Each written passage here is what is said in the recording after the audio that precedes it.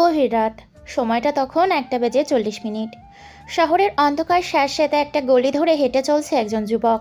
বয়স তার আনুমানিক 25 হবে। ছেলেটার ডান হাতে রয়েছে একটা রাইফেল গান আর বাম হাতে রয়েছে একটা চাইনিজ কুড়াল। তার শরীরে জায়গায় জায়গায় রক্ত লেগে থাকে। দেখেই মনে হয় ছেলেটা যেন কোনো রক্তের স্তূপ থেকে উঠে আসছে। দেখতে তাকে অত্যন্ত ভয়ঙ্কর লাগছে। দিনের বেলায় টানা 4 ঘন্টা বৃষ্টি হয়, তবে সন্ধ্যা থেকে আকাশ কালো হয়ে মেঘে ঢাকা থাকে। মনে হচ্ছে এই বুঝি আবার ঝমঝমিয়ে বৃষ্টি নামবে। যুবকটি হাঁটতে হাঁটতে শহরের মাঝ বরাবর থাকা একটা মদের বারের সামনে গিয়ে দাঁড়াতেই বৃষ্টিও শুরু হয়ে যায়। ছেলেটার শরীরে লেগে থাকা তাজা রক্তগুলো বৃষ্টির পানিতে ধুয়ে যায়। ধীরে ধীরে সে বাড়ির ভিতর প্রবেশ করে। বাড়ির ভিতর তখন রবিন, জিসান আর রাব্বি, এই 3 যুবক বসে মদ পান করে। 3জনই মোটামুটি নেশায় বুঁদ হয়ে আছে। অনেকক্ষণ ধরেই বাড়ির মালিক তাদের বার বন্ধ করার কথা বলছে, কিন্তু এই 3 যুবক কিছুতেই মানতে চায় না। উপরন্তু তারা শহরের নামি দামি লোকের ছেলে, তাই মালিক আর জোর করে কিছু বলতেও পারে না। তারা নিজেদের মধ্যে বকবক করে আর মদ পান করতে থাকে। হঠাৎ তাদের চোখ যায় সামনের দিকে দাঁড়ানো ছেলেটার দিকে।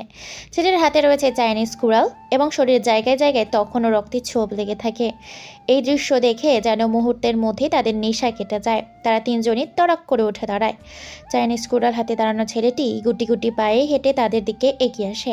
জিসান নামের ছেলেটা ভয়ে তোতলাতে তোতলাতে বলে ওঠে, নিলয়, তুই এখানে এই অবস্থায়? হ্যাঁ, কেন? আমাকে এই অবস্থায় দেখে বিশ্বাস করতে পারিস না এটা আমি? তুই এখানে কেন আসছিস? কি চাস? নিলয় নামের ছেলেটা জিসানের কথাই কোনো উত্তর দেয় না। সে পকেট থেকে একটা সিগারেট বের করে মুখে দেয়। জিসানের পকেট থেকে লাইটার বের করে সিগারেট ধরিয়ে লম্বা একটা টান দেয়।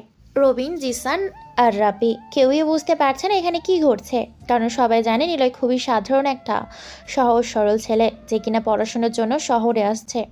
তার থেকেও বেশি অবাক হয় তারা নিলয়ের সিগারেট খাওয়া দেখে, কারণ যেই ছেলে সিগারেটের গন্ধও সহ্য করতে পারতো না, আজ তাদের সামনে সেই ছেলে কিনা নিজের পকেট থেকে সিগারেট বের করে টানছে। রবিন নামে ছেলেটার আগে ফুঁসতে ফুঁসতে বলে, জিসান, এই শালার সাথে এত কথা বলিস কেন? মেরে হাত পা ভেঙে দে শালার। এত বড় সাহস, এত রাতে এসে আমাদের আড্ডায় ব্যাঘাত ঘটায়। রবিন ঠিক বলেছে রাব্বি, মেরে দেই এই মাদার পোলাটারে। জিসান তবুও নিজেকে সামলে নেয়, সতর্ক হয়ে বলে, দেখো, তোরা এত উত্তেজিত হোস না। একটা কথা চিন্তা করে দেখেছিস, যেই ছেলেটা এতদিন আমাদের সামনে মাথা তুলে কথা বলতে সাহস পেত না, সেই ছেলে আজকে এত রাতে আমাদের সামনে এসে দাঁড়িয়ে আছে। যাকে আমরা দিনে এত অপমান করলাম, এত মারধর করলাম, এখন সেই ছেলে হাতে চাইনিজ কোড়াল নিয়ে আমাদের সামনে একা দাঁড়িয়ে আছে। এটার মানে বুঝতে পারছিস? নিলয় সিগারেটে টান দিয়ে হাসে। সেই হাসি দেখে জিসান, রবিন আর রাবির গায়ে কাটা দেয়। আই লাইক ইট জিসান, তোর এই বুদ্ধির জন্য তোকে আমার বড্ড ভালো লাগে। কিন্তু দেখ, আজকে এই ভালো লাগার মানুষটাকেই আমার মারতে হবে। কি সব বলিস তুই? তোর মাথা ঠিক আছে? তুই জানিস না আমি কে, আর তুই আমাকে মারতে চাস? হ্যাঁ, অবশ্যই জানি তুই কে। তুই হলি একজন বিশ্বাসঘাতকের কুলাঙ্গার ছেলে। দেখ, এবার কিন্তু বাড়াবাড়ি হচ্ছে। মুখ সামলে কথা বল, না হলে কিন্তু এখান থেকে নিজের পায়ে হেঁটে চলে যেতে পারবি না। তোর কি মনে হয় তোর এসব ধমকি শুনে আমি ভয় পাই? নিলয় কথাটা বলা শেষ করেই তার হাতে থাকা চাইনিজ কুড়ালটা দিয়ে রাব্বির গলা বরাবর একটা কোপ মারে। সাথে তাতে তার মুন্ডুটা ছিটকে গিয়ে দূরে পড়ে, আর তার মুন্ডুহীন দেহটা সেখানেই গড়িয়ে পড়ে। এই দৃশ্য দেখে জিসান আর রবিন 2 কদম পিছিয়ে যায়। তাদের মুখে ভয়ের ছাপ স্পষ্ট দেখা যায়। বাড়ি এসি থাকা সত্ত্বেও জিসান এবং রবিন কপাল বেয়ে ঘাম ঝরতে থাকে। তারা বুঝতে পারে না এখন কি করবে। এখান থেকে পালাতেও পারবে না। জিসান নিজেকে শক্ত করে আর সেখানে থাকা একটা মদের বোতল ভেঙে হাতে নিয়ে যেই নিলয়কে বাড়তে যাবে, নিলয় তার হাতে থাকা চাইনিজ কোরালটা দিয়ে জিসানের হাতেই একটা কোপ দেয়। দেহ থেকে বিচ্ছিন্ন হাতটা ছিটকে পড়ে দূরে। জিসানের কাটা হাত দিয়ে অনবরত রক্ত ঝরতে থাকে। এই দেখে রবিন যেই কথা বলার ভুলেই গেছে, সে পাগলের মতো উন্মাদ হয়ে যায়। রবিন আর জিসান সেখানেই বসে পড়ে, চিৎকার করে কাটতে থাকে। কিন্তু এখানে তাদের কান্নার আওয়াজ শোনার মতো কেউ নেই, কারণ তারা অনেক আগে বাড়ির ম্যানেজারকে মেরে বার থেকে বের করে দিয়েছে। জিসান যন্ত্রণায় কাতরাতে কাতরাতে বলে, আমরা আপনার কি ক্ষতি করেছি ভাই? আমাকে এভাবে মারছেন কেন? বাহ, দারুণ তো। এত তাড়াতাড়ি তুই থেকে আপনিতে আসলি। তবে কেন জানি তোর আপনি বলাটা আমার ভালো লাগে না। তুই বলাটাই বেটার ছিল। প্লিজ ভাই, আমাকে মারবেন না। আমি তো কোনো ক্ষতি করিনি আপনার। নিলয় তার সিগারেট শেষ করে পায়ের নিচে ফেলে দেয়। নষ্ট জগতের শ্রেষ্ঠ আমি, আমাকে বিধান শেখাতে আসিস না। আমি ভালো করেই জানি তোদের মতো জানোয়ারের ন্যাকা কান্নার কারণ। এখন মাইনকার চিপায় পড়েছিস বলেই ন্যাকা কান্না। আমি মস্তিষ্ক মেরামতে রাখছিলাম, কিন্তু তোরা আমাকে ভালো হতে দিলি না। সেই ঘুরিয়ে ফিরিয়ে তোরা আমাকে আগের রূপে ঠিকই নিয়ে আসলি। আর রইল, তোরা আমার কি ক্ষতি করেছিস সেটা সময় হলেই জানতে পারবি। জিসান যেন নিলয়ের কথায় তৎপর্য কিছুই বুঝতে পারছে না, সে শুধু কান্না করে যায়। নিলয় আর সময় নষ্ট করে না, হাত থাকা চাইনিজ কোরালটা দিয়ে দুজনকে মেরে টুকরো টুকরো করে ফেলে। তার রাগের শেষ হয় না, তাই বারবার তাদের লাশের ওপর আঘাত করতে থাকে। একটা সময় ক্লান্ত হয়ে সেখানেই বসে পড়ে। পরের দিন সকালে ঘড়িতে সময় 10টা ছুঁই ছুঁই। হায়দ্রাবাদের একটা ছোট গলি ধরে হেঁটে চলেছে একটা ছেলে। ছেলেটার কাঁধে একটা কম দামি ব্যাগ। ছেলেটার পোশাক আশাকও তেমন ভালো না, দেখে মনে হয় কোনো ফুটপাত থেকে কোনো জামা পরে আছে। চোখে একটা পাওয়ারি চশমা। রোদে ছেলেটার শরীর ঘেমে একাকার। এক হাত দিয়ে ছেলেটা কাঁধে থাকা ব্যাগটা ধরে আছে, আর অন্য হাত দিয়ে কপালের ঘাম মুছতে মুছতে সেখান থেকে দামি একটা কলেজের গেটের সামনে এসে দাঁড়িয়ে যায়। গেটে থাকা দারোয়ান ছেলেটাকে দেখে উঠে দাঁড়ায়। ছেলেটার কলেজের ভেতর যেই প্রবেশ করতে যাবে, দারোয়ান গিয়ে তার সামনে দাঁড়ায়। এই ছেলে, কোথায় যাও? কেন ভেতরে যাই? ভিতরে যাই মানে? এখানে কোনো ভিক্ষুকদের প্রবেশ করা নিষেধ আছে, তুমি ভেতরে যেতে পারবে না। চাচা, আমি আসলে... ছেলে কিছু বলতে যাবে, তখনই দারোয়ান রেগে যায় আর ধমকের সুরে বলে, চাচা, এই শোনা, আমি তোর কোন জন্মের চাচা লাগি? হ্যাঁ, তুই আমাকে চাচা বলিস? দারোয়ানের রাগান্বিত মুখটা দেখে ছেলেটা একটা মুচকি হাসি দেয়। দারোয়ানের তো আর রেগে ফেটে যায়। দারোয়ান রেগে যে ছেলেটাকে থাপ্পড় মারতে যাবে, তখনই ছেলেটা দারোয়ানের হাত ধরে ফেলে আর বলে, আপনি আমার বাবার বয়সী, তাই কিছু বললাম না। না হলে আপনি শুরু থেকে আমার সাথে যেই ব্যবহার করছেন, এতক্ষণে আপনার থাক, বাকিটা বললাম না। বুদ্ধিমান হলে বুঝে নেবে। আর কাকে কি বলছি? বুদ্ধিমান হলে তো এখানে রোদে পড়ে দারোয়ানের চাকরি করতেন না। আর হ্যাঁ, বাঘ যখন বিশ্রাম করে, তখন একটা বিলাইও বাঘকে লাথি মারতে ভয় পায়। লাথি মারা তো দূরের কথা, 100 হাত ফাঁক দিয়ে যেতেও ভয় পায়। কথাটা মাথায় রাখবে। আর হ্যাঁ, সাবধানে থাকবে, কারণ কোনোভাবে যদি সে বুঝতে পারে আপনি কোনো খারাপ কাজের সাথে জড়িত আছেন, তাহলে আপনাকে আর কেউ খুঁজে পাবে না। এই দারোয়ান রূপে ভালো থাকবেন। আসি। দারোয়ান ছেলেটার দিকে এক দৃষ্টিতে তাকিয়ে থাকে, আর ছেলেটা শেষের কথাটা কোনো কিছুই যেন বুঝতে পারে না, তবে কথাটা ভীষণ ভাবায় দারোয়ানকে। ছেলেটা আর দেরি করে না, গেট পেরিয়ে কলেজের ভেতর প্রবেশ করে। দারোয়ান সেখানে থাকা চেয়ারে বসে পড়ে আর ছেলেটার বলে যাওয়া কথাটা নিয়ে ভাবতে থাকে। ঢাকার বিখ্যাত কলেজ ক্যাম্পাসের ভেতর গুটি গুটি পায়ে হেঁটে চলে নিলয়। ছেলেটার একটা হাত পকেটেও গুজে রাখা, আর অন্য হাত কাঁধে থাকা ব্যাগটা ধরে আছে। মাথাটা নিচু করে হেঁটে চলেছে সে। ক্যাম্পাসে বসে থাকা ছেলে মেয়েগুলো নতুন আসা ছেলেটার দিকে তাকিয়ে থাকে। এত দেরি করে কেউ কলেজে আসে? তার উপর আবার পোশাক আশাকের ঠিক ঠিকানা নেই। ছেলেটা অবশ্য নতুন বললে ভুল হবে, কারণ ছেলেটা এর আগেও একবার এসেছে এই কলেজে, কিন্তু তখন এত শিক্ষার্থী ছিল না কলেজে। তবে অন্য দিনের তুলনায় আজকে শিক্ষার্থী অনেক বেশি। নিলয়ের কোনো দিকে কোনো ভ্রুক্ষেপ নেই, সে নিজের মতো করে হেঁটে চলেছে। হাঁটতে হাঁটতে ক্লাসরুমের সামনে এসে দাঁড়ায়। স্যার ক্লাস করাচ্ছেন। নিলয় ক্লাসে প্রবেশ করতে যাবে, তখনই স্যার বলেন, এই ছেলে, নাম কি তোমার? অনুমতি না নিয়ে ক্লাসে প্রবেশ করছো যে? ক্লাসে স্যার আছে, এটা চোখে দেখো না? সরি স্যার, আমি নিলয়। এত দেরি করে আসো কেন কলেজে? আসলে স্যার, গেটে দারোয়ান আসতে দিচ্ছিল না, তাই সেখানে দেরি হয়েছে। আসতে দেনি আসলে কেন? যা তা, আর পোশাক আশাক থেকে কেমন দুর্গন্ধ আসছে, দূরে যাও একটু। তুমি আমার ক্লাসে প্রবেশ করতে পারবে না। স্যার, মানুষের পোশাক দেখে মানুষটাকে চিহ্নিত করে না। এমনও হতে পারে মানুষ পোশাকে যেমন দেখায়, মানুষ আসলে তেমন না। তুমি তো খুব বেয়াদ্দপ একটা ছেলে, আবার মুখে মুখে কথা বলো। মুখে মুখে কথা বলি না স্যার, আপনার কথার প্রতি উত্তরে কাউন্টার দেই। মানে? কিছু না স্যার। নিলয় আর কিছু বলে না, মুচকি এসে সেখান থেকে চলে আসে। কলেজে থাকা সকল ছাত্রছাত্রী এতক্ষণ সেখানে হয়ে যাওয়া ঘটনাগুলো দেখছিল, আর তারা প্রথম দিন থেকে এই নতুন আসা নিলয়ের ছেলেটার আচরণ সবার কাছে কেমন অদ্ভুত লাগে। কারোর সাথে তেমন মেশে না, কথা একদম কম বলে, আবার সারাক্ষণ বই নিয়ে পড়ে থাকে। এরকম যুগে এসে এরকম একজনকে দেখা সত্যিই অবাকের বিষয়। ছেলেটাকে দেখতে যতটা সাধারণ লাগে সে আসলে ততটা সাধারণ না। সবাই সব ভাবতে থাকে। তখনই স্যার কথায় সবাই ক্লাসে মনোযোগ দেয়। স্যার ক্লাস করাতে থাকেন। নিলয় ক্যাম্পাসের এক কোণে বসে বই মেলে পড়া শুরু করে। গতরাতে যাদেরকে মেরেছে ওরা বকাটে ছেলে ছিল। দুটো মেয়েকে খুন করেছে, তাই নিলয় গিয়ে ওদেরকে মেরেছে। সে চুপিচাপি বসে থাকে। আশেপাশে কোনো দিকে তার নজর নেই। এমন সময় দেখতে পায় একটা মেয়ে ইউনিভার্সিটির ভিতর দৌড়ে আসছে, আর পেছনে 3-4 জন ছেলে দৌড়াচ্ছে। নিলয় নিশ্চুপ মাঠের একদম নিরিবিলি কোনায় বসে একটা পুরনো বই পড়ছে, আর সেই মোটা ফ্রেমের চশমায় নাগের টকায় স্থির হয়ে আছে। এলোমেলো চুল আর ময়লা জামা কাপড় তাকে নিতান্তই নিরীহ আর উদাসীন মনে হচ্ছে। বাইরের জগতের কোনো গোলমাল যেন তাকে স্পর্শ করে না। সে কেবল বইয়ের পাতায় নিমগ্ন। হঠাৎ কয়েকটা ছেলের দৌড়ের আসার আওয়াজ শোনা যায়। তারা মাঠের খোলা চত্বর ধরে ছুটছে। তাদের সামনে একটা মেয়ে। মেয়েটির নাম তিথি। সে প্রাণপণে ছুটতে গিয়ে হোঁচট খায় এবং নিলয় বসার জায়গা থেকে কিছুটা দূরে মাটিতে পড়ে গেল। মাটিতে পড়ে গিয়েও তিথি নিজেকে গুটিয়ে নেয়। তার চোখে করুণ দৃষ্টি। ভয়ে সে কাঁপতে থাকে।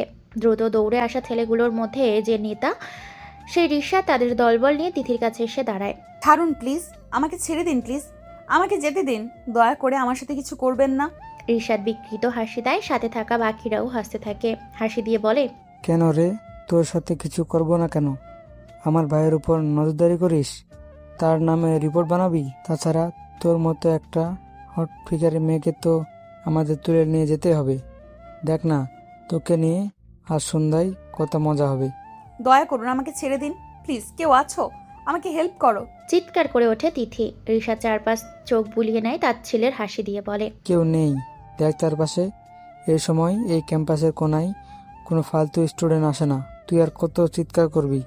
তোর চিৎকার শোনার মতো এই ভার্সিটির কারো সাহস নেই। রিশাদের কথায় তিথি চারপাশে তাকায়। সত্যি কেউ নেই। পরিবেশটা শুনশান। তবে একটা ছেলে দূর থেকে বসে সব দেখছে।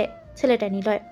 সে ধীরে ধীরে তার বইটা ব্যাগে রাখে। তারপর উঠে দাঁড়িয়ে অত্যন্ত ধীর পায়ে ছেলেগুলোর দিকে এগিয়ে আসে। ততক্ষণে রিশাদ আর তার ছেলেরা তিথির ওপর ঝাঁপিয়ে পড়ে। তিথির কোনো কথায় তারা কানে তোলে না। তিথি আবার আর্তনাদ করে ওঠে, প্লিজ আমার কোনো ক্ষতি করবেন না প্লিজ। আমি তো আপনাদের সাথে কিছু করিনি। কেন আমার সাথে এমন করছো? কেন? আপনি তো একটা খারাপ লোক। রিশাদের মুখে হাসিটা আরো কুৎসিত হয়। সে তিথির কোমরে হাত রেখে বলে, কর মা, বেশি কথা বললে সবার সামনে তোকে ভোগ করব, তখন বুঝবি কেমন লাগে। এই জিনিস তো অনেকদিন ধরে প্ল্যান করছিলাম, আজ তোর কপালে খারাপ আছে। ঠিক এমন সময় নিলয় তাদের পেছনে এসে দাঁড়ায়। তার মুখটা কঠিন, গলার স্বরটা অদ্ভুত রকমের শান্ত, কিন্তু গম্ভীরতা নিয়ে বলে, ভাই, ওকে ছেড়ে দিন প্লিজ। মেয়েটার লাগছে, ভয় পাচ্ছে সে। কেন নিরীহ মেয়ের উপরে জোর চালাচ্ছেন? রিশাদ রেগে যায়। সবাই ঘুরে তাকায়। রিশাদের মেজাজ চরম খারাপ হয়ে যায়। কাজের সময় বাধা সে পছন্দ করে না।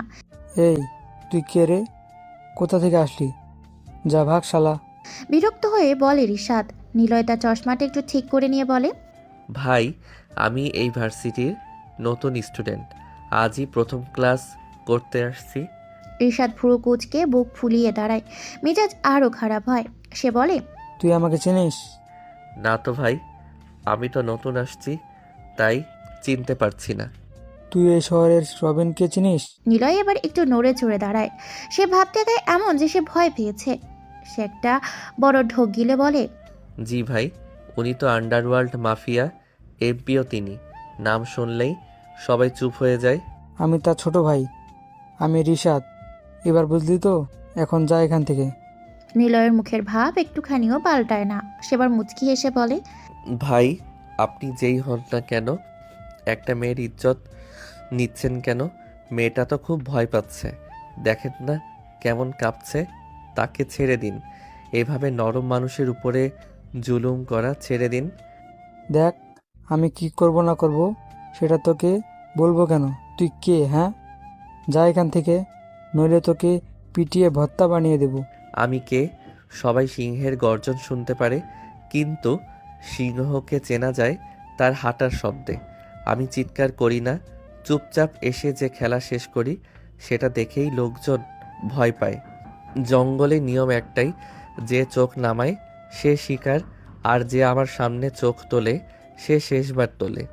আমি হিংস্র নই, আমি শুধু স্মরণ করিয়ে দেই জঙ্গলের রাজার ধৈর্য যতটা গভীর, তার প্রতিশোধ ততটাই নীরব। মনে রাখবেন, সিংহের সাথে লড়াই হয় না, শুধু সময় পাওয়া যায় সেইটুকুই বাঁচার জন্য যথেষ্ট। নিলয়ের এমন কথা শুনে সবাই চমকে ওঠে। ঋষাদ নিজেকে সামলে নেয়। নিলয় তখনও সেখানে দাঁড়িয়ে থাকে, তার চোখের করুণ মিনতি। ঋষাদ আর তার ছেলেরা তিথির ওপর ঝাঁপিয়ে পড়ার চেষ্টা করে।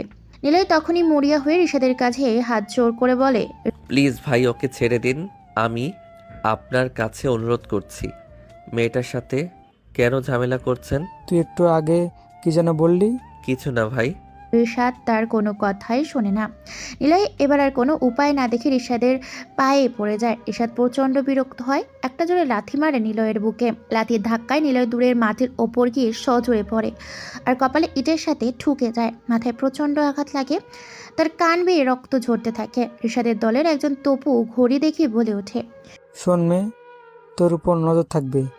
আমার ভাইয়ের পেছনে লেগেছিস, তোর অবস্থা কি হবে তুই জানিস না।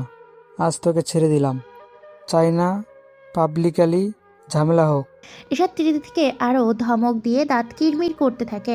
তার দলবল নিয়ে দ্রুত সেখান থেকে চলে যায়। এইদিকে নিলয়ের মাথা থেকে রক্ত অনেক ঝরতে থাকায় সে দ্রুত জ্ঞান হারায়। তিথি তার পাশ থেকে এসে হাউমাউ করে কাঁদতে থাকে। ক্যাম্পাসের অন্য পাশ থেকে কিছু লোক ঘটনা টের পেয়ে দৌড়ে আসে এবং তিথিকে সান্ত্বনা দেয়। তিথি আর কয়েকজন মিলে দ্রুত নিলয়কে হসপিটালে নিয়ে যায়। তিথি ইউনিভার্সিটির সবচেয়ে সুন্দরী মেয়ে, বড়লোক বাবার একমাত্র মেয়ে। কোনো কিছুরই অভাব নেই তার। বাবা বিদেশে থাকে, তার কোনো ভাই বোন নেই, সে একাই। পড়ালেখাও ভালো স্টুডেন্ট। শখের বসে ক্রাইম রিপোর্টার হয়েছে পার্ট টাইমার হিসাবে। আর ঋষাদ এই শহরের সবচেয়ে বড় মাস্তান রবিনের ছোট ভাই।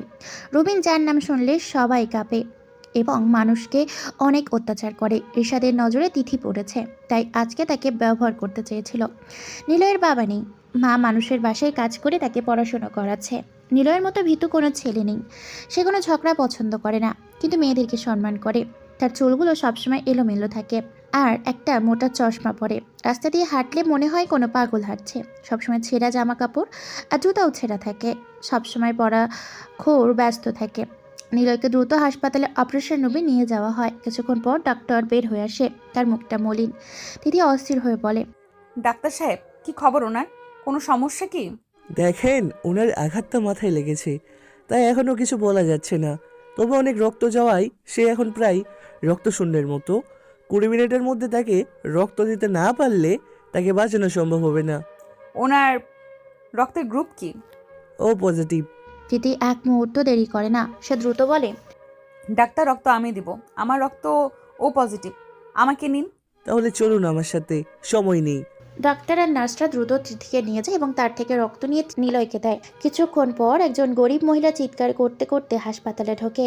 তার পরনে ছেঁড়া একটা কাপড়, হাতে পায়ের অবস্থা দেখে বোঝা যায় হয়তো তিনি রাস্তার ফকির। কাঁদতে কাঁদতে তিনি বলেন, বাবা নিলয়, কোথায় তুই? আমার ছেলে কোথায়? নিলয়, আপনার কি হয়? আপনি কেন এভাবে কাঁদছেন? নিলয় আমার কলিজার টুকরো ছেলে। ও আচ্ছা, নিলয়ের এখনো জ্ঞান ফেরেনি, আপনি চিন্তা করবেন না। কি হয়েছে আমার ছেলের? হ্যাঁ, ওকে কারা মেরেছে? তিথি আসল ঘটনা চেপে যাওয়ার চেষ্টা করে। সে জানে এই সরল মহিলা মাস্তানদের সাথে পারবেন না।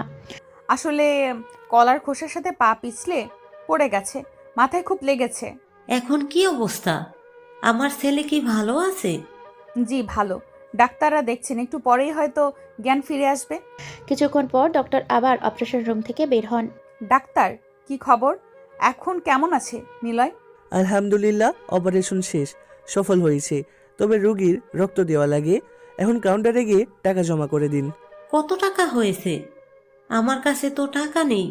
20,000 টাকা। নিলয়ের মা প্রায় জ্ঞান হারানোর উপক্রম। 20,000 টাকা কোথায় পাবো? আমি তো মানুষের বাসায় কাজ করি। তিনি ফুপিয়ে কাঁদতে থাকেন। তিথি দ্রুত এগিয়ে এসে ব্যাগ থেকে টাকা বের করে। আমি দিয়ে দেই, আপনি চিন্তা করবেন না, আমি টাকাটা দিচ্ছি। নিলয়ের মা তিথির হাত ধরে বলে, মেম সাহেব, আপনার কাছে আমি ঋণী হয়ে গেলাম। আপনি আমার ছেলের জীবন বাঁচিয়েছেন। আরে ঋণী নয়, পরে দিয়ে দেবেন, এখন চিন্তা করবেন না, আপনার ছেলে সুস্থ হয়ে যাবে। ওকে মেম সাহেব, আল্লাহ আপনার ভালো করবে। তিথি গিয়ে বিল জমা করে দেয়। কিছুক্ষণ পর নিলয়ের জ্ঞান ফিরে। সবাই তখন তার রুমে চলে যায়। চোখ খোলার সঙ্গে সঙ্গে সে দেখে তার পাশে মা ফাহিমা আর সে অচেনা মেয়েটি দাঁড়িয়ে আছে। নিলয় একটু নড়েচড়ে ওঠার চেষ্টা করে। নিলয়ের মা ফাহিমা উদ্বিগ্ন স্বরে বলেন, বাবা, কি খবর তোর? এখন কেমন লাগছে? ভালো আম্মু, তুমি এখানে? তোর কথা শুনেই তো চলে আসি, চিন্তা হচ্ছিল খুব। কিভাবে এলে? আচ্ছা আম্মু, চলো আমরা চলে যাই, এখানে আর থাকা লাগবে না। একজন নার্স তাদের কথায় এগিয়ে আসে এবং বলে, আপনি তো এখনো পুরোপুরি সুস্থ হননি, এখনই গেলে সমস্যা হবে। ডাক্তার সাহেব তো বললেন আরও 2 দিন অবজারভেশনে থাকা ভালো। না ম্যাম, আপনারা যতটুকু করেছেন সেটাই বেশি হয়েছে। এখন থাকলে আমার বিল শুধু বাড়তে থাকবে। আমরা গরিব মানুষ, এত খরচ বহন করতে পারবো না। কথা বলার সময় নিলয়ের নজর পড়ে তিথির ওপর। আরে আপনি এখানে, আপনাকে অনেক ধন্যবাদ। আপনাকে নিয়ে এসেছি আমরা। আপনার তো অনেক রক্ত ঝরে। ওই লোকগুলো আপনার কোনো ক্ষতি করেছে? আপনাকে কিছু বলেনি তো? না, ওরা আপনার জন্য চলে যায়। আপনি বাঁচিয়েছেন আমাকে। যাক, ভালো হয়েছে, সেটাই বড় কথা। আপনাকে ধন্যবাদ দিয়ে ছোট করব না, আপনি সত্যিই একজন ভালো মানুষ। ঠিক একসময় ডাক্তার রুমে আসেন। আরে মিস্টার নিলয়, কেমন লাগছে এখন? ব্যথা কমেছে? জি স্যার, কিছুটা ভালো লাগছে। আরে আজকে যদি এই মেয়ে তোমাকে রক্ত না দিত তাহলে বাঁচানো যেত না, অনেক সময় নষ্ট হয়ে গিয়েছিল। মানে আপনি আমাকে রক্ত দেন? মানে তোমার অনেক রক্ত যায়, হঠাৎ রক্ত কোথায় পাওয়া যায়নি, তখন এই মেয়ে দ্রুত রক্ত দিয়েছে, সে নিজের রক্ত দিয়ে তোমার জীবন বাঁচাই। ডাক্তার এরপর তার ফাইল নিয়ে চলে যান। নিলয়ের মা ফাইমা এবার গর্বিত সুরে বলেন, নিলয়, এই মেম সাহেব তোর হাসপাতালের বিল দিয়েছে। আমার কাছে 20,000 টাকা ছিল না। আপনি আমাকে মেম সাহেব বলছেন কেন? আমি আপনার মেয়ের মতো। আরে না, কোথায় আপনি আর কোথায় আমরা? আপনি এত বড় লোকের মেয়ে। আপনি আপনার রক্ত কেন একজন গরিবের শরীরে দিলেন? আপনার তো দেওয়া উচিত হয়নি। কেন? গরিবেরা কি মানুষ না? আপনি কি আমার রক্তের অপবিত্র হয়ে গেলেন? আচ্ছা মেম সাহেব, বাদ দিন, আমরা এখন আসি। না, আপনারা থাকেন, বিল আমি দিব। সুস্থ হওয়া পর্যন্ত এখানেই থাকবেন। আপনার জন্য আমি সব ব্যবস্থা করি। আরে না ম্যাম, আমি এখানে থাকলে আমার টিউশনিগুলো বাদ হয়ে যাবে, আমার অনেক ক্ষতি হবে, আমাকে যেতেই হবে। আচ্ছা, আপনি কোন ইয়ারে পড়েন? কোন সাবজেক্ট? অনার্স 3rd ইয়ারে, সায়েন্স নিয়ে পড়ি। ও আচ্ছা, তাহলে আজকের মতো যান। তবে কোনো সাহায্য লাগলে অবশ্যই আমাকে বলবেন। আমার কাছে আপনার ফোন নাম্বার নেই। নিলয় আর কোনো কথা বলে না, মাথা নেড়ে বিদায় নেয়। তারপর সবাই নিজে নিজে বাড়িতে চলে যায়। নিলয়ের বাসা একটা ছোট্ট বস্তিতে। দুপুরে সামান্য খাওয়া দাওয়া করে সে টিউশন নিতে যায়, আর তার মা আবার মানুষের বাসায় কাজে যায়। নিলয় টিউশনি শেষ করে বাসায় এসে কিছু সময় বই পড়ে, তারপর ক্লান্তিতে ঘুমিয়ে পড়ে। পরের দিন সকালবেলা নিলয় ভার্সিটিতে চলে আসে। আপাতত নিলয়ের কোনো বন্ধু নেই, সে গতকালকে কলেজে নতুন এসেছে আর এখেই ঝামেলায় জড়ায়। তারপর ক্লাসে চলে যায়। নিলয়কে নিয়ে সবাই হাসি তামাশা করে, কারণ তার ছেঁড়া জামা কাপড় আর অদ্ভুত স্বভাব। নিলয় কিছু বলে না, সে শুধু চুপচাপ থাকে। ক্লাস শেষ করে বিরতির সময় সে ক্যান্টিনের কোনায় বসে পড়া পড়তে থাকে। এমন সময় রিশাদ তার লোক বাহিনী নিয়ে তার সামনে দিয়ে চলে যাওয়ার সময় একজন সহচর বলে ওঠে। এসব তীক্ষ্ণ দৃষ্টিতে নিলয়কে দেখে এগিয়ে আসে। কিরে ফকিন্নি, এখানে কি করিস? এত লেখাপড়া করে কি হবে তোর? ভাইয়া, পড়ছি। রিশাদ বিকৃত হাসি হেসে নিলয়ের হাতের বই নিয়ে জোরে ছুঁড়ে মারে। বইগুলো ক্যান্টিনের মেঝেতে ছড়িয়ে ছিড়িয়ে পড়ে। সবাই তাকিয়ে তাকিয়ে তামাশা দেখতে থাকে, কারণ কিছু করার নেই, কারণ এই ক্যাম্পাসের ক্ষমতা এখন তাদের। রিশাদ তার দলবল কলেজে যে কোনো সুন্দরী মেয়ে দেখলেই বাজেভাবে কথা বলে, বাজে আচরণ করে। সবাই তাদের অত্যাচারে জর্জরিত। তারপর তারা তিথিকে খোঁজে, কিন্তু তিথি লুকিয়ে থাকে। তাকে না পেয়ে রিশাদরা ক্যান্টিনে চলে যায়। নিলয় ধীরে ধীরে ছড়িয়ে পড়া বইগুলো কুড়িয়ে নেয়। একটা ছেঁড়া পাতা বুকের কাছে চেপে ধরে সে আবার পড়তে বসে। এমন সময় তিথি আসে। তিথি কিছুক্ষণ চুপ করে থাকে, তারপর ব্যক্তিগত প্রশ্ন করে, বসতে পারি? আরে মেম সাহেব, আপনি এখানে কেন? কেন আসতে পারি না? আপনি কি এই ক্যান্টিনের মালিক? আমি সেটা বলিনি। তাহলে কি বলতে চাও? কিছু না, আপনি বসুন। একটা কথা বলবো, কিছু মনে করবেন না তো? জি বলুন। আচ্ছা, তুমি ওদেরকে কিছু বলো না কেন? ওরা তো তোমাকে খুব অত্যাচার করে। ওরা ওদের মতো থাকে, আমি আমার মতো থাকি। আমাকে পড়ালেখা করতে হবে, তাই এসব দিয়ে মাথা ঘামাই না। আচ্ছা, তোমার বাবা কি করে? এই প্রশ্নটা নিলয়কে আঘাত করে। তার চোখ ছলছল করে ওঠে। বাবা নেই, মারা গেছেন। ও সরি, আমি জানতাম না। আচ্ছা, আমরা কি বন্ধু হতে পারি? নিলয় অবাক হয়ে তাকায়, তার চোখে বিস্ময়ে দেখা যায়। আমার সাথে বন্ধুত্ব করবেন আপনি? আমার মতো একটা ফকিন্নি ছেলের সাথে? কেন বিশ্বাস হয় না? তুমি তো আমার জীবন বাঁচাও। আসলে সবাই আপনাকে পাগল ভাববে আমার সাথে কথা বললে। দেখেন না সবাই কেমন হাসে আমাকে দেখে। তাতে আমার কি? কে কি ভাববে তাতে আমার কিছু যায় আসে না। এখন বন্ধু হবে কি না সেটা বলো। ওকে। আচ্ছা, আজ থেকে আমরা ফ্রেন্ড। জি মেম সাহেব। আমাকে তুমি করে বলবে, মেম সাহেব না, ওকে? কেন মেম সাহেব বললে সমস্যা কি? আপনি তো ধনী, আমি গরিব। অনেক সমস্যা। তুমি আমাকে তুমি করে বলবে, এটাই বন্ধুর নিয়ম, ঠিক আছে? জি ঠিক আছে। আচ্ছা, তোমার মোবাইল নাম্বারটা দাও তো, আমার কাছে তোমার কোনো কন্ট্যাক্ট নেই। আসলে আমি মোবাইল ব্যবহার করি না। কেন? মোবাইল নেই নাকি ইচ্ছে করে ব্যবহার করো না? মোবাইল নেই তাই ব্যবহার করি না। কেনার টাকা কোথায়? আচ্ছা চলো, তোমাকে একটা মোবাইল কিনে দেই। এখনকার দিনে মোবাইল ছাড়া চলে না। লাগবে না, আমার দরকার হয় না। এত কথা বলো কেন? আসতে বলছি চলো, তোমার পড়াশোনার জন্য এটা দরকার হবে, কোনো চিন্তা করবে না। ওকে চলুন। তারপর তারা শপিং মলে চলে যায়। নিলয়ের জন্য তিথি একটা নতুন মোবাইল ফোন আর একটা সিম কিনে দেয়। মোবাইল কেনার পর নিলয়ের বাসায় চলে যায়, আর তিথিও তার বাড়িতে যায়। নিলয়ের হাতে মোবাইল দেখে তার মা জিজ্ঞেস করে, কি রে বাবা, তোর হাতে এটা কার মোবাইল? এত দামি জিনিস? তিথি কিনে দিয়েছে। নতুন বন্ধু। তিথিকে বাবা?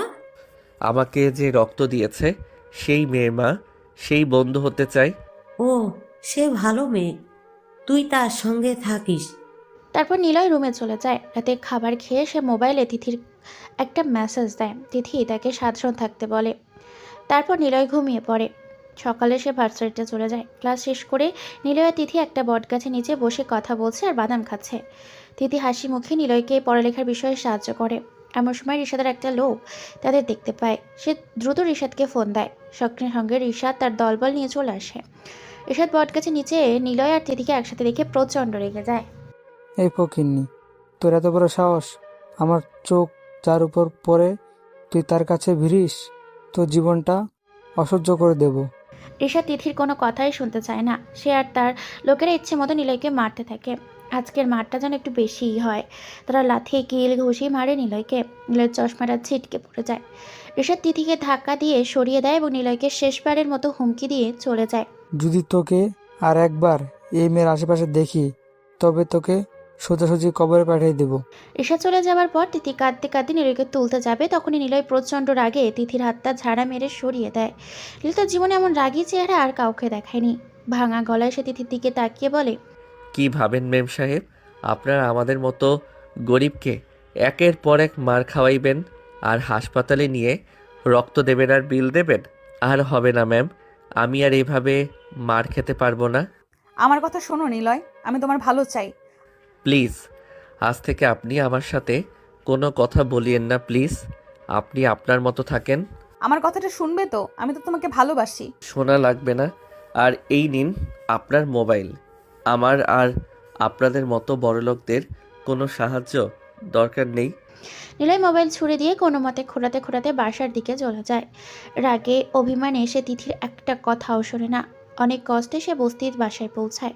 নিলয়ের মা তাকে দেখে কেঁদে ওঠে। কি রে বাবা, তোর এই অবস্থা কেন? আবার কে মারলো তোকে? কিছু না আম্মু, একটা গাড়ির সাথে ধাক্কা খেয়েছি, ছোট একটা দুর্ঘটনা। তুই কি জীবনও চালাক হবি না? এমনই থাকবি? চল, ঔষধ লাগিয়ে দেই। তারপর তারা ঘরের ভিতর যায় এবং নিলয়ের মা তাকে গরম পরম মমতায় ওষুধ লাগিয়ে দেন। রবিন বসে আছে অন্ধকার ঘরে। দেওয়ালে টিভি স্ক্রিনে একটা ছবি দেখা যাচ্ছে।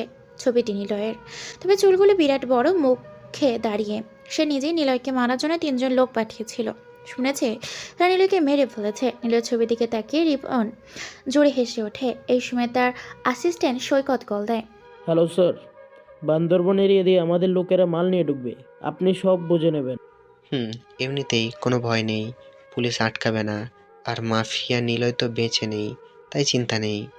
রবিন হাসতে হাসতে সিগারেট জ্বালায়। এদিকে নিলয়ের মা ফাইমা ছেলের শরীরে ওষুধ লাগিয়ে দেওয়ার পর তাকে বলে, তুই শুয়ে থাক বাবা, তোর তো জ্বর আসছে, আমি কাজ থেকে ঘুরে আসি, বেশি দেরি করব না। ওকে যাও তুমি, সাবধানে যেও। তারপর নিলয়ের মা কাজে চলে যায়। এমন সময় নিলয় তার খাটের নিচ থেকে একটা গোপন ব্যাগ বের করে। সেখানে তার ফোন রাখা। অন করতে একটা মেসেজ আসে। নিলয় ফোনটা হাতে নিয়ে মেসেজটা দেখতে থাকে। ভাই, রবিনের লোকেরা মাল নিয়ে ঢুকবে বান্দরবন জঙ্গল দিয়ে। মিশনের জন্য রেডি হয়ে যান, দ্রুত কাজ শুরু হবে। নিলয় মুচকি হাসে। সে তার ব্যাগে পিস্তল আর অস্ত্র দেখে খুশি হয়। অপরদিকে নিলয়ের মা যাদের বাসায় কাজ করে তারা অনেক টাকার মালিক। তারা প্রায় 7-8 বছর ধরে ফাহিমাকে তাদের বাসায় কাজ করান। তারা ফাহিমাকে তাদের পরিবারের একজন সদস্য হিসাবেই দেখে। তারা ফাহিমাকে অনেকবার বলেছে নিলয়কে তাদের নিয়ে বাসায় চলে আসতে, কিন্তু ফাহিমা আসেনি। ফাহিমা এই বাড়িতে কাজ করেন। তাদের একটি মেয়ে আছে, দিশা নাম। দিশা দেখতে অনেক সুন্দর। সে একমাত্র মেয়ে এবং সবার খুব আদরের। দিশা নিলয়ের মাকে ছোট আম্মু বলেই ডাকে। ফাহিমা কাজ করছে ঠিকই, কিন্তু কাজ তার একটুও মন নেই। তার মন পড়ে আছে ছেলের কাছে। বারবার মার খাওয়ার দৃশ্যটা তার পীড়া দিচ্ছে। এমন সময় বাড়িওয়ালার মেয়ে দিশা এসে দাঁড়ায়। ছোট আম্মু, তোমার কি হয়েছে? তোমাকে এত চিন্তিত মনে হচ্ছে কেন? কিছু হয়নি রে মা, এমনিতেই একটু শরীরটা ভালো লাগছে না। মিথ্যা বলো কেন? তোমার চোখে জল দেখি।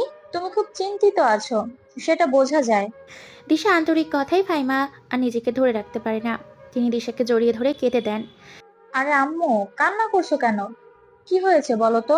আমার একটাই ছেলে, ছোট থেকে খুব সরল সহজ, কারো সাথে মেশে না, কারো সাথে আড্ডা দেয় না, কোনো খারাপ কাজের সাথেও জড়িত হয় না। কিন্তু সে নতুন কলেজে ভর্তি হয়েছে, মাত্র 2-3 দিন কলেজে গিয়েছে, আর 2 দিনই মার খেয়ে এসেছে। আমি ওকে নিয়ে আর পারি না। কি বলো এইসব? কে মারছে তাকে? রে মা, কি যে করি এখন। আচ্ছা, তোমার ছেলে কোথায় পড়ে? নাম কি? মারে, আমি তো নাম জানি না, জিজ্ঞেস করা হয়নি। সেটাতে কিভাবে যায় সেটা বলতে পারবে? কোনো ল্যান্ডমার্ক? বাজারে গিয়ে অটোরিকশা নিয়ে পৌরসভার ভিতরে নামিয়ে দেবে, সেখানেই ভার্সিটি। আরে, ওটাতে তো আমিও পড়ি।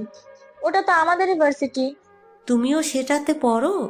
সত্যি বলছো? হুম। আচ্ছা আম্মু, তোমার ছেলের নাম কি? আমি হয়তো চিনতে পারি। নিলয়, ওর নাম নিলয়। আচ্ছা, তোমার ছেলে দেখতে কেমন? কোনো বিশেষ বৈশিষ্ট্য? আমার ছেলে সবার থেকে আলাদা, একদম সহজ সরল, সব সময় বই পড়ে, চোখে একটা মোটা চশমা থাকে, আর একটু ছেঁড়া জামা কাপড় পরে। দেশে কিছুক্ষণ যেন কি ভাবে, তারপর ফাহিমাকে বুকে জড়িয়ে ধরে। আচ্ছা আম্মু, একটা কথা বলবো? তোমার চিন্তা দূর করি। বলো মা, তোমার কথা আমার ভালো লাগে।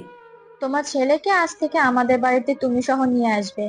আমার সাথে তোমার ছেলে কলেজে যাবে আসবে, কেউ তাকে কিছু বলতে পারবে না। আমার বাবাকে আমি সব বলে দেব। ঠিক আছে মা। পরের দিন সকালবেলা নিলয় অসুস্থ শরীর নিয়ে ভার্সিটিতে চলে যায়। সেভাবে ক্লাস মিস করলে অনেক পড়া পিছিয়ে যাবে। ক্লাসের পড়ে এসে একটা বেঞ্চেতে বসে থাকে। নিলয় কলেজে যাওয়ার পর তিথি আসে। সে সরাসরি নিলয়ের কাছে এসে হাত জোর করে ক্ষমা চায়। প্লিজ নিলয়, আমাকে ক্ষমা করে দাও প্লিজ। আমার জন্য তোমাকে এত মার খেতে হয়। আমি খুব অপরাধী। আমি পারবো না, আমাকে একা থাকতে দাও। দেখো নিলয়, ওরা তোমাকে মেরেছে সেটা তো আমার দোষ না। আমি তো চাইনি। তোমার দোষ না, তা ঠিক আছে, কিন্তু তোমার সাথে থাকার কারণেই তো মেরেছে।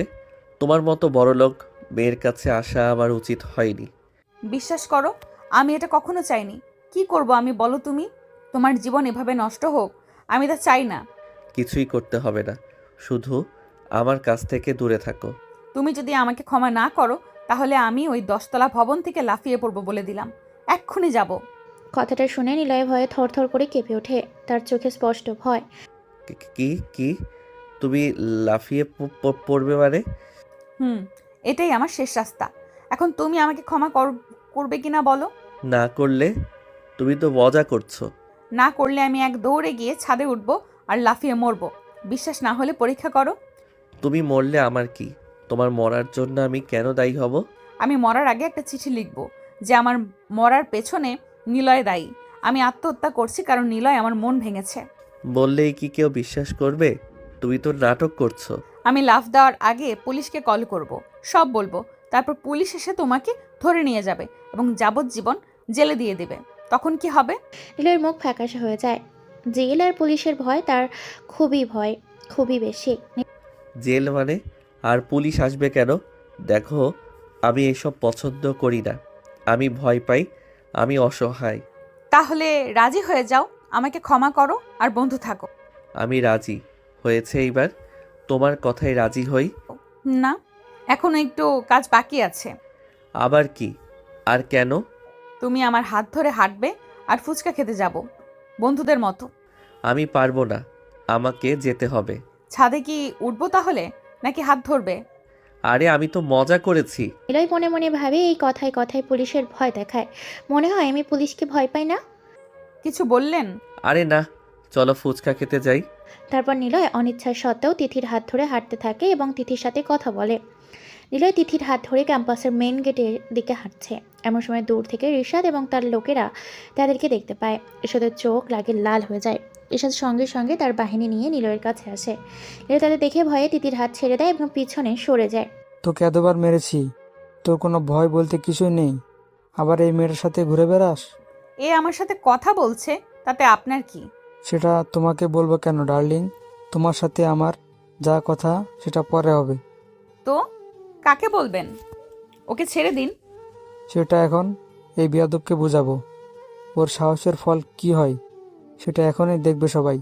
তারপর ঋষাদের লোকেরা নিলয়কে ইচ্ছে মতো মারতে শুরু করে। আর এর তীব্রতা এতটাই বেশি ছিল যে নিলয় মেঝেতে পড়ে যায়। কিছুক্ষণ পর নিলয়ের মা সহ্য করতে না পেরে হাত জোর করে কাঁদতে কাঁদতে বলে, প্লিজ ভাই, আমাকে ছেড়ে দিন।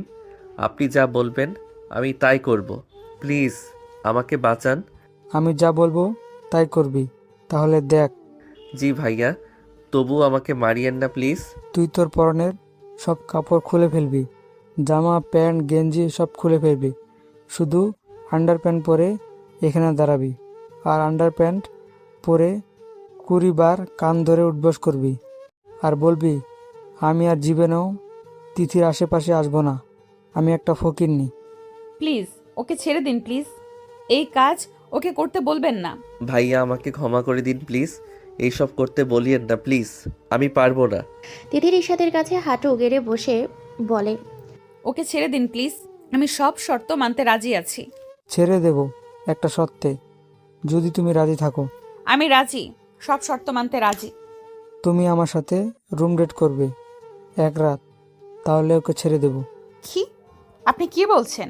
আমি জানি তুমি পারবে না, তাই ওকে করতে হবে, নইলে আজ ওর মৃত্যু নিশ্চিত। কলেজের সবাই দাঁড়িয়ে দাঁড়িয়ে এই তামাশা দেখতে থাকে। কেউ কিছু বলতে পারছে না ভয়ে। তিথি ভাবতে থাকে আমার জন্য নিলয় কেন শাস্তি পাবে। সে দ্বিধায় ভোগে, কিন্তু তার আগেই নিলয় নিজে রাজি হয়ে যায়। আর সে মার খেতে চায় না, সে বাঁচতে চায়। অপমান হয়েও সে রাজি। ঠিক আছে আমি করছি, আমাকে আর মারিয়েন না, আর তিথিকে কিছু করবেন না। তারপর নিলয় আর দেরি করে না, সে তার পরনের সব কাপড় খুলে ফেলে। শুধুমাত্র আন্ডার প্যান্ট পরে ঋষাদের কথার মতো কান ধরেই ওঠা বসা চিৎকার করে বলতে থাকে, আমি আর জীবনেও তিথির আশেপাশে আসবো না, আমি একটা ফকিন্নি। সবাই তাকিয়ে থাকে, কেউ কিছু বলতে পারছে না। নীলের মুখটা ছিল অপমানে, কষ্টে আর রাগে কুঁচকানো। তারপর নিলয় কলেজ থেকে বের হতে লাগে, নিচের দিকে মাথা রেখে হাঁটতে থাকে। তার চোখে তখন জল নেই, আছে কেবল ঘৃণা। নিলয় বাড়িতে আসে, সে তার ফোনটা বের করে এবং লোকদের ফোন দেয় নিলয়। হ্যাঁ ভাই, কোনো সমস্যা? ঋষাদ আর ওর বন্ধুদের তুলে নিয়ে আসবি, রবিনের ভাইও। ঠিক আছে, কাজ হয়ে যাবে।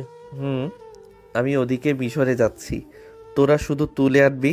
নিলয় ফোন কেটে দেয়। মাসুমেরা বের হয়ে পড়ে ঋষাদকে তুলে আনার জন্য। আজ রাতেই ওদের মিশন কমপ্লিট করতে হবে। রবিনের গ্যাংয়ের নাম রেড হক্স। তারা গাড়ি ভর্তি অস্ত্র ড্রাগস নিয়ে ফিরছে বান্দরবন জঙ্গল দিয়ে। এমন সময় নিলয়ের গ্যাং রেড স্যারোর গাড়ি ওদেরকে সামনে এসে দাঁড়ায়। বান্দরবনের গহীন অন্ধকারে জঙ্গলের নিঃশব্দে এগিয়ে আসছে এক কামান্ডো দল।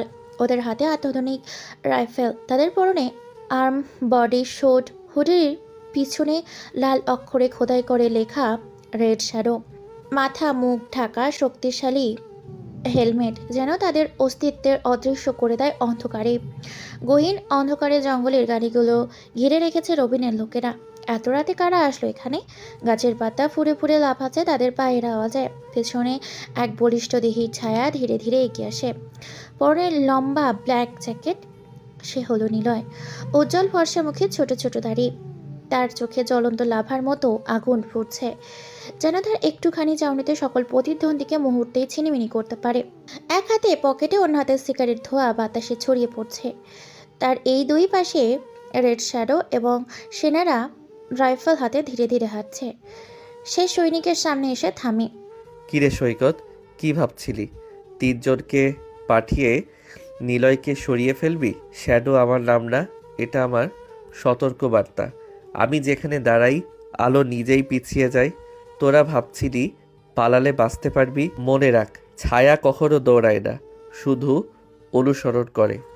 আর যেদিন ধরতে আসে সেদিন কেউ আর সূর্য উঠতে দেখে না। রেড শ্যাডো মানে নিলয়, তুই এখনো বেঁচে আছিস? হা হা হা। সে সৈকতের সামনে এসে থামে। চারপাশ থেকে রেড শ্যাডোর গ্যাং ঘিরে ধরে ওদের। প্রতিটি পদক্ষেপে মাটির কাঁপন তৈরি হচ্ছে। সবকিছু মিলিয়ে অদ্ভুত এক ভয়ের নেশা ছড়িয়ে পড়ছে। শুকনো পথ বয়ে বুলেটের আওয়াজ জঙ্গলের অন্ধকারে কাঁপছে। পাখিরা আতঙ্কে উড়ে যায়। দূর থেকে বন্য পশুদের উমট কণ্ঠ, আত্মচিৎকার যেন বাতাসে প্রতিধ্বনিত হয়।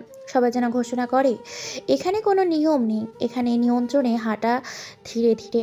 বান্দরবনের গহীন অন্ধকারে জঙ্গলের রাত যেন অন্যরকম। এখানে পাখির ডাক নেই, নেই নদীর স্রোতের শব্দ, আছে শুধু গুপ্তচরের নিঃশব্দ ফিসফাস। সেই অন্ধকার গভীরে দাঁড়িয়ে আছে এক ব্যাটালিয়ন, যাদের নাম শুনতেই ভয় ও সম্মানে মাথা নিচু করে পুরো দেশবাসী। তারা হলো রেড শ্যাডো। তাদের নেশা দুর্নীতি স্বীকার করা, তাদের আনন্দ থাকে সত্য উদ্ঘাটনে, তাদের প্রিয় খেলা নিয়ম প্রতিষ্ঠা করা। অস্থির বাতাসে ভেসে আসে পুরনো পাইন কাঠের গন্ধ। বিশাল বাঁশঝাড়ের ভেতর লুকিয়ে তাদের লোকেরা। লাল কালো পতাকায় মোড়ানো যেন আগুন ছোঁয়ার মিশ্রণ। চারপাশে গড়া কাঁটাতারের বেড়া। এই জঙ্গল থেকে কেউ একবার তাদের হাতে ধরা পড়লে আর কখনো গোপনীয়তা বজায় রাখতে পারে না। বান্দরবনের এই অন্ধকার এখন শুধু একটা গোপন নামেই পরিচিত, রেড শ্যাডোর নিয়ন্ত্রণ কক্ষ। হা হা হা।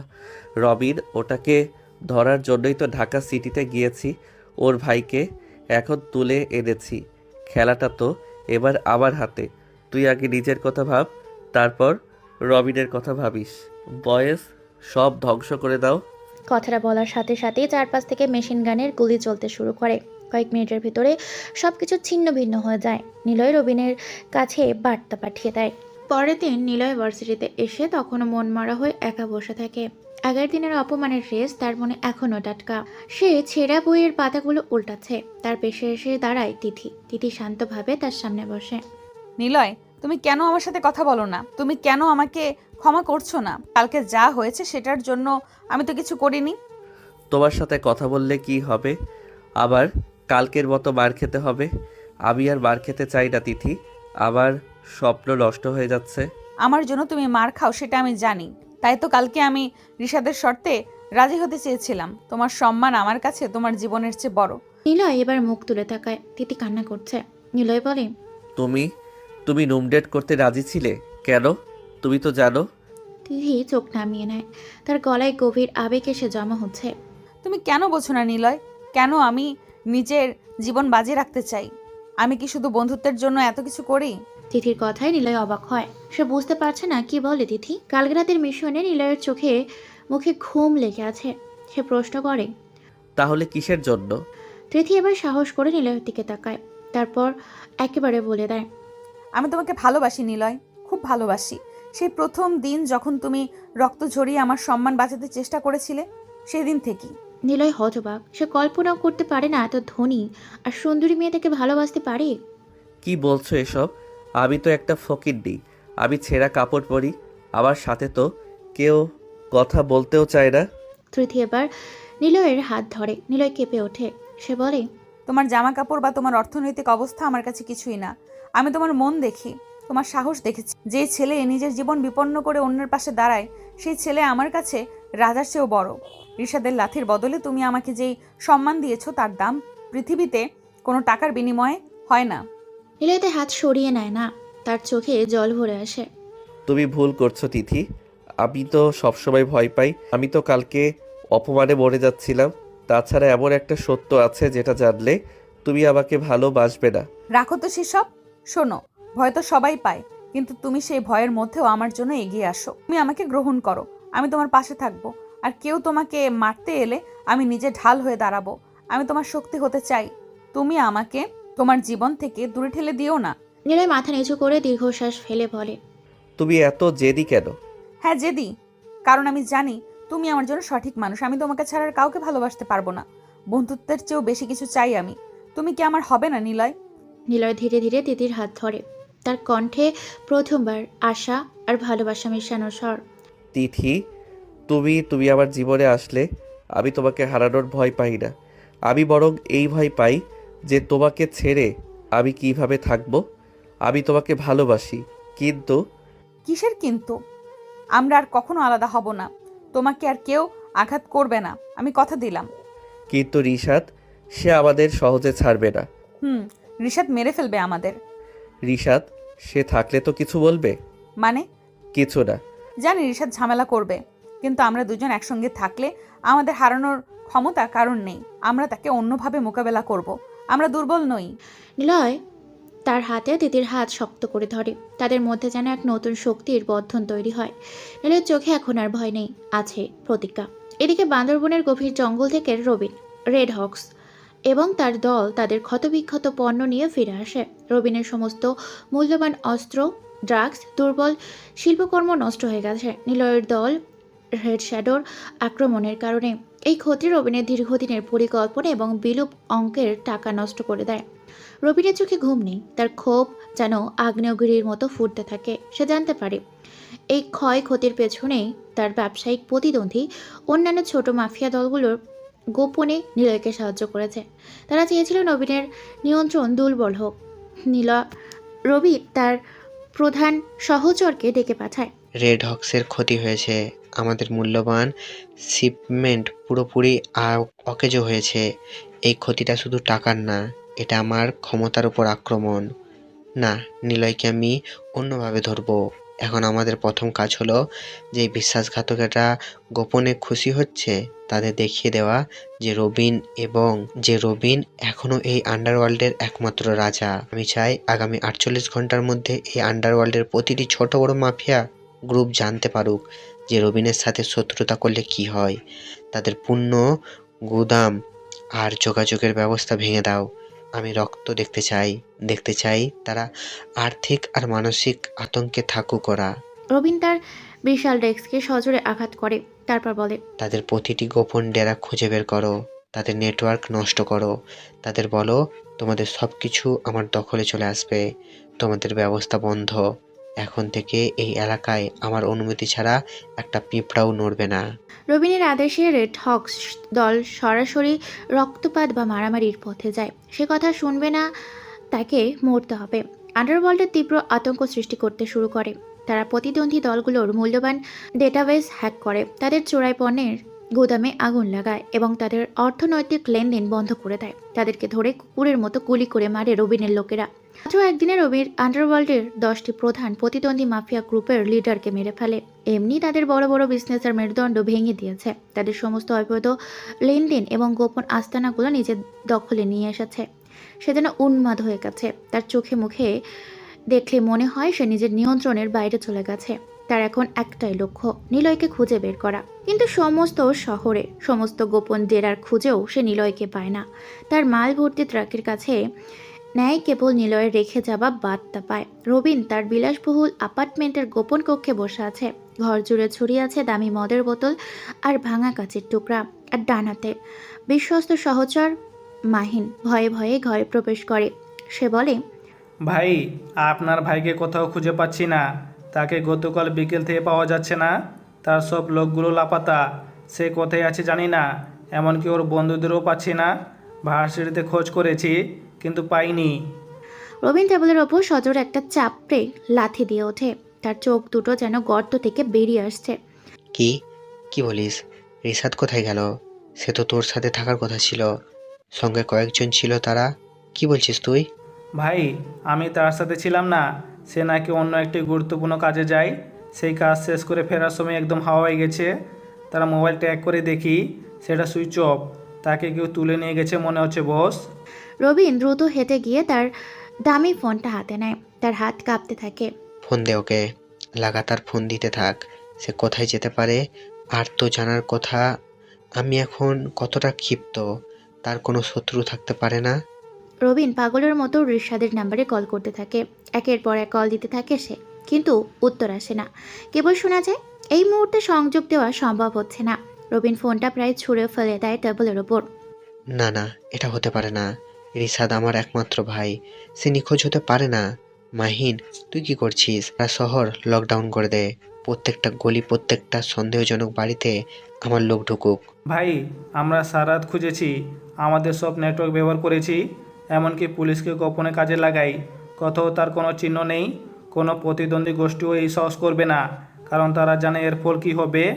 রবিন রুমের চারপাশে উন্মাদের মতো পায়চারি করে। সে তার মাথায় হাত দিয়ে চিৎকার করে, কেন কেন খুঁজে পাচ্ছিস না?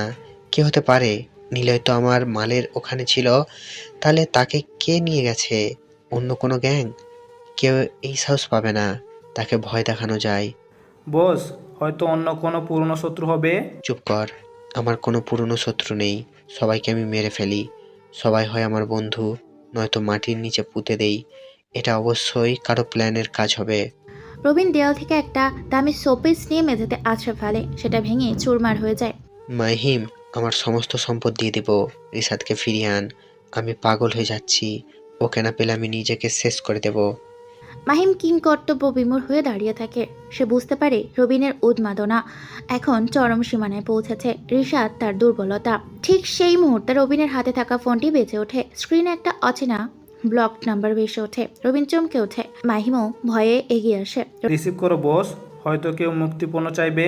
রবিন দ্রুত ফোন রিসিভ করে। তার গলার স্বর কাঁপে। কে বলছে? রিশাদ কোথায়?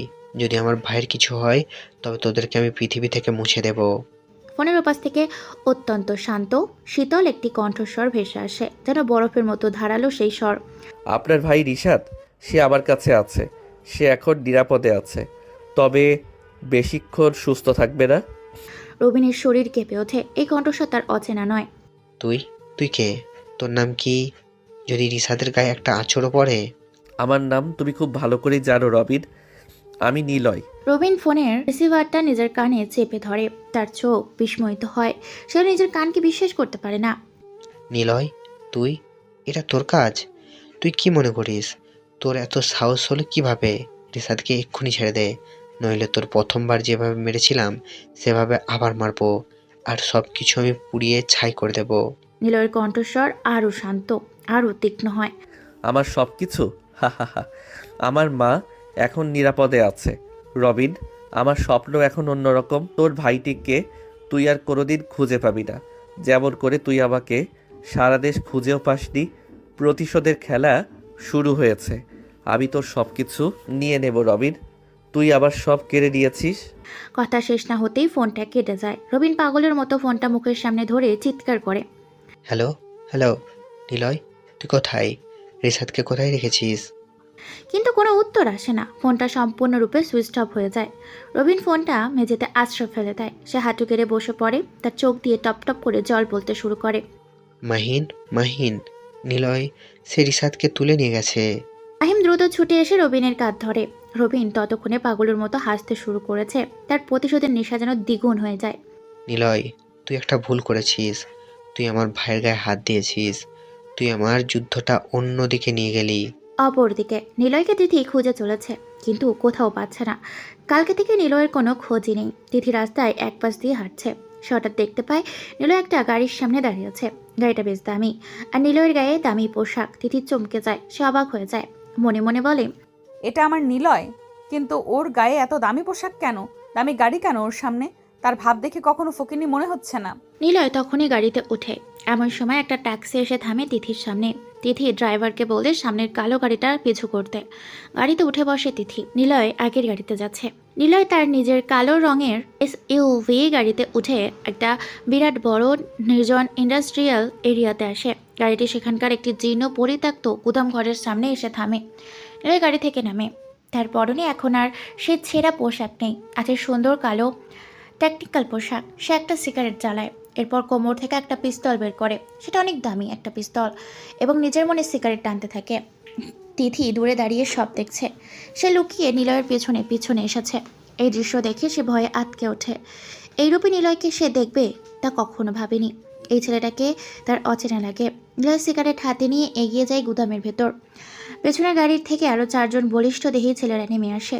তাদের পরনেও একই ধরনের কালো পোশাক। সবাই নিলয়ের পেছনে যায়।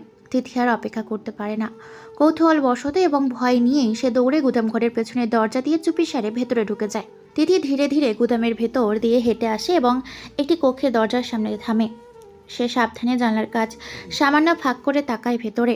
রুমের ভেতরে প্রবেশ করে দেখে রিশাদ তার সেই দুজন সহযোগী তপু এবং সবুজ তিনজনই চেয়ারের সঙ্গে দড়ি দিয়ে শক্ত করে বাঁধা আছে। তারা মার খেয়ে ক্লান্ত এবং আতঙ্কিত। নিলয়ের প্রধান সহযোগী মাসুম দ্রুত একটি চেয়ার এনে দেয়। নিলয় চেয়ারে বসে, সে সিগারেটটা পায়ের নিচে পিষে আগুন নিভিয়ে দেয়। তারপর তার হাতে থাকা পিস্তলটি রিশাদের কপালের সাথে হালকা ঘষে বলে, কিরে রিশাদ, আমাকে নেংটো দেখার খুব শখ তাই না? আর তিথির সাথে রোপ ডেট করার খুব ইচ্ছে? রিশাদ ভয়ে কাঁপতে থাকে। সে ভাবতেই পারেনি ফকিরনি গরিব ছেলেটা এতটা ভয়ঙ্কর। ভাই, ভুল হয়ে গেছে, মাফ করে দেন ভাই। আপনাকে আমি চিনতে পারিনি। প্রাণ ভিক্ষা দিন ভাই। আমার ভাই রবিন আপনাকে খুঁজে বের করবে। চুপ শালা। রবিন আর তোদের অনেক গল্প দেখেছি। তোরা আমাকে মারছিলি, আমার সম্মান নিয়ে খেলা করলি সবার সামনে। নিলয় কথাটা বলে হাসতে থাকে। সে হাসিতে ভয়ঙ্কর শোনায়। ওই মাসুম, সবগুলোর জামা কাপড় খোল, দেখি ওদের অস্ত্রের ভয়ঙ্করতা কতটা। মাসুম দেরি করে না। সে দ্রুত রিশাদের দিকে এগিয়ে আসে এবং একটি ধারালো ছুরি দিয়ে তাদের কাপড়গুলো কেটে টেনে নামিয়ে দেয়। রিশাদ এবং বাকিরা অপমানে ও ভয়ে চিৎকার করে ওঠে। এরপর মাসুম একটি কঠিন ইলেকট্রিক স্টিক এনে দেয় নিলয়ের হাতে। নিলয় সেটা নিয়ে রাশিদের খালি গায়ে জোরে জোরে আঘাত করতে থাকে। তার ব্যথায় চিৎকার করে ওঠে। নিলয় থামে না। প্রতিটি আঘাতে যেন তার অতীত অপমানের প্রতিশোধ নেয়। অবশেষে নিলয় থেমে যায়।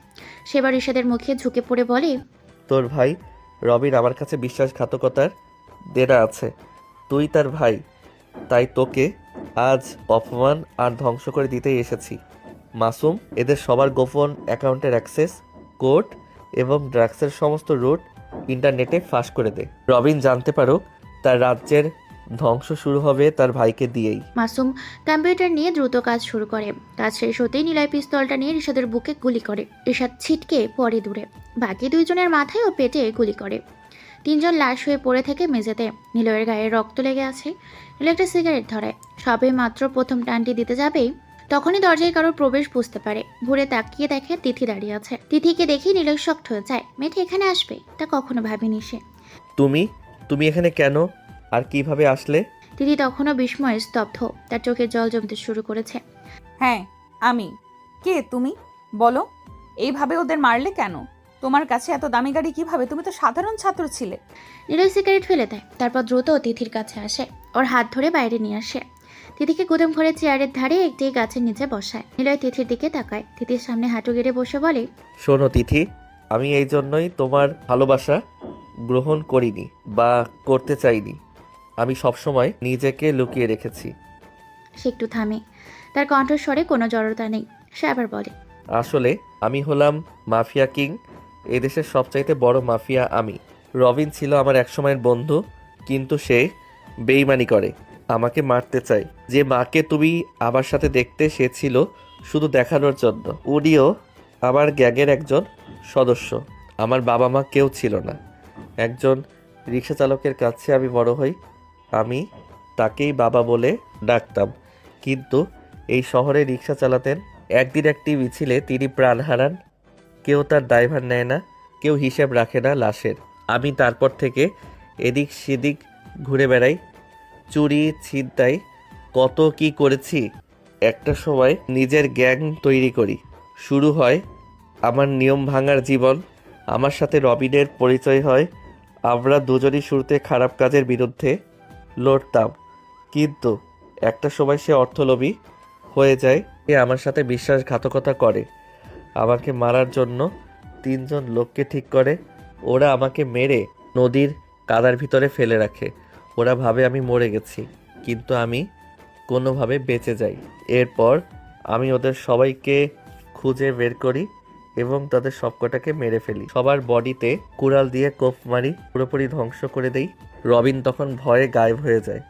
আমি জানতে পারি তার ছোট ভাই রিশাদ এই ভার্সিটিতে পড়ে, কিন্তু সে কে তা জানতে পারি না। রবিনকে ধরার জন্য আমি ছদ্মবেশে এখানে আসি, তার ভাইকে দিয়ে তাকে ডাকবো। এই ছিল আমার প্ল্যান। রিশাদের সাথে তোমার ঝামেলা বাঁধে, তখনই জানতে পারি ওটাই রিশাদ। শুরু হয় আমার আরও আড়ালে থাকা।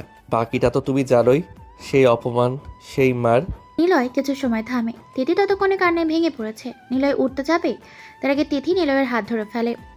আমি কি একবারও বলেছি আমি তোমাকে ভালোবাসি না? আমি তোমাকে ভালোবাসি গাধা, শুধু তোমার বিষয়ে জানতাম না। তিথি নিলয়ের হাতে মুখ ঘষে। আমি তোমাকে ভালোবাসি আর আজীবন বাসবো। আমাকে ছেড়ে যেও না নিলয়, তোমার জীবনের কারণে আমার ভালোবাসা কমে না। নিলয় আর নিজেকে ধরে রাখতে পারে না। সে তিথিকে গভীরভাবে জড়িয়ে ধরে। তার চোখেও জল আসে। তিথি, নিলয় জানে এখন তার আর একা থাকতে হবে না।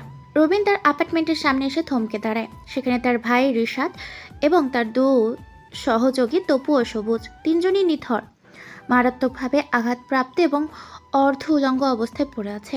তাদের শরীরে কালশিটে দাগ, মুখে চরের স্পষ্ট ছাপ, তাদের বডিতে গুলির দাগ, রক্ত ভেসে যাচ্ছে তখনও। রবীন্দ্র তো হাঁটু গেড়ে বসে রিশাদের পাশে। সে ভাইয়ের মুখটা তুলে ধরে বলে, ভাই, তোদেরকে কে অবস্থা করেছে? কে তোদের মেরেছে? একবার শুধু বল। চোখ খোল ভাই, তোকে চোখ খুলতে হবে।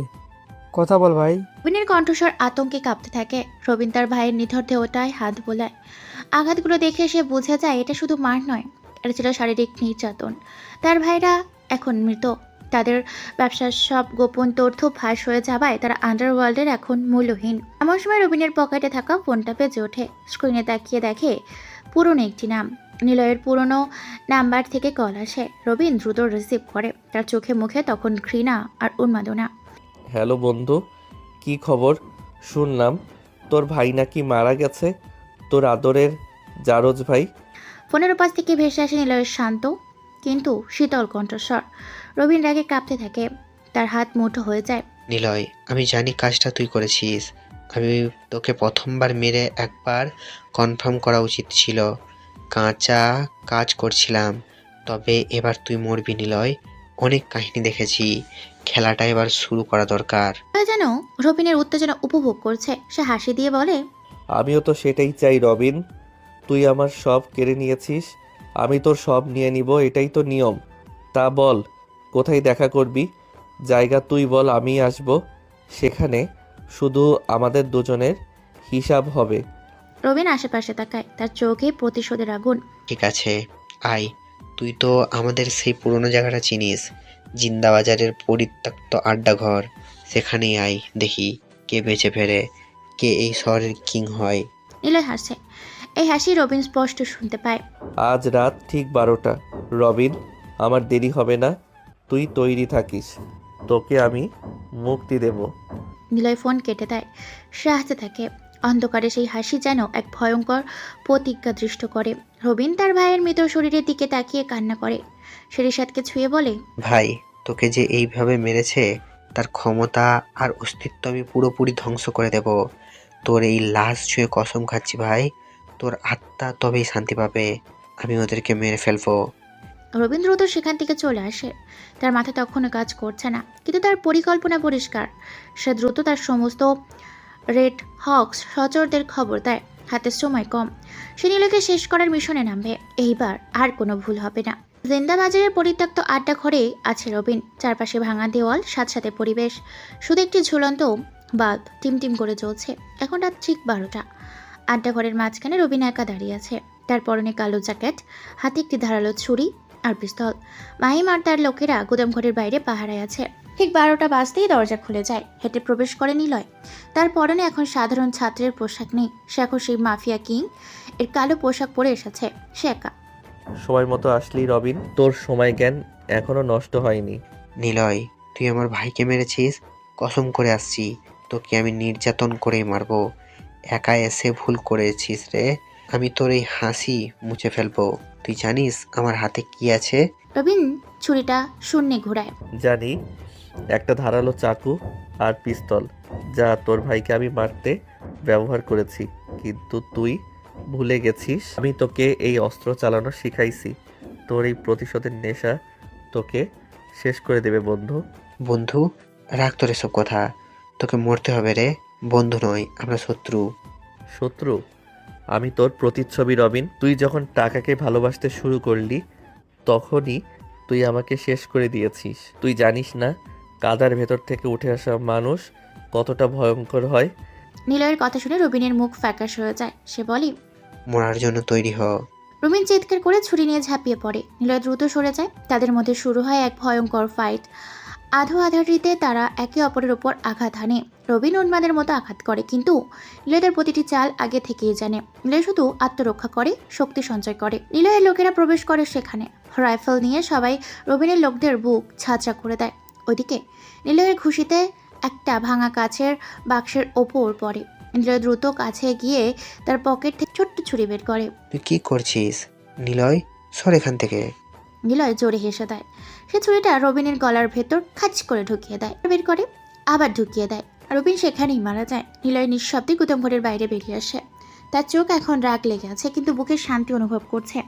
শেষ গুদামঘরের সিঁড়ির কাছে অপেক্ষারত তিথিকে দেখতে পায়। তিথি দ্রুত দৌড়ে এসে নিলয়কে জড়িয়ে ধরে। নিলয়, তুমি ঠিক আছো? আমি খুব ভয় পেয়েছি। তুমি এবার ফিরে এসেছো। নিলয় তিথিকে শক্ত করে ধরে তিথি কাছে। নিলয় বলে, আমি ঠিক আছি তিথি, কেউ আর বেঁচে নেই। আমার শত্রু আর কেউ জীবিত নেই। রবিন আর কখনো ফিরে আসবে না। সে তার কাজের ফল পেয়েছে। তার অন্ধকার জগৎটা শেষ হয়ে গেছে। তিথি নিলয়ের মুখটা দুহাতে তুলে ধরে, আলতো করে বলাতে থাকে, আমি তোমাকে বিশ্বাস করি। আমি জানি তোমার ভেতরের মানুষটা ভালো। তুমি প্রতিশোধ নিয়েছো আমার ভালোবাসা। তুমি আমাকে ছেড়ে যেও না নিলয়। তোমার এই নতুন জীবনটা যেন আমার সাথে শুরু হয়। নিলয় তিথির কপালে গভীর চুম্বন এঁকে দেয়। তার মুখে সেই পুরনো সরল হাসিটা ফিরে আসে। এইবার আর আমি নিজেকে লুকিয়ে রাখবো না তিথি। আমি তো তোমার কাছে হার মেনেছি। আমার সব অন্ধকার শেষ। আমার জীবনে এখন শুধু তুমি আর তোমার ভালোবাসা। চলো এই শহর ছেড়ে আমরা এমন কোথাও যাই যেখানে কোনো মাফিয়া নেই, কোনো প্রতিশোধ নেই, শুধু তুমি আর আমি। তিথি আনন্দের অশ্রু নিয়ে মাথা নাড়ে। চলো নিলয়, যেখানেই তুমি যাবে আমি সেখানেই যাব। তুমি আমার কিং, কিন্তু তোমার নতুন রাজ্যের রানী আমি হব। নিলয় তিথির হাত ধরে তার গাড়ির দিকে এগিয়ে যায়। জিন্দা বাজারে সেই অন্ধকার গুদাম ঘরের পেছনে পড়ে থাকে এক লাশ, হয়ে থাকা মাফিয়ার শেষ আশ্রয় হিসেবে। আর নিলয় ও তিথি গাড়ি চালিয়ে যেতে থাকে এক নতুন ভোরের আলোর দিকে। সমাপ্ত।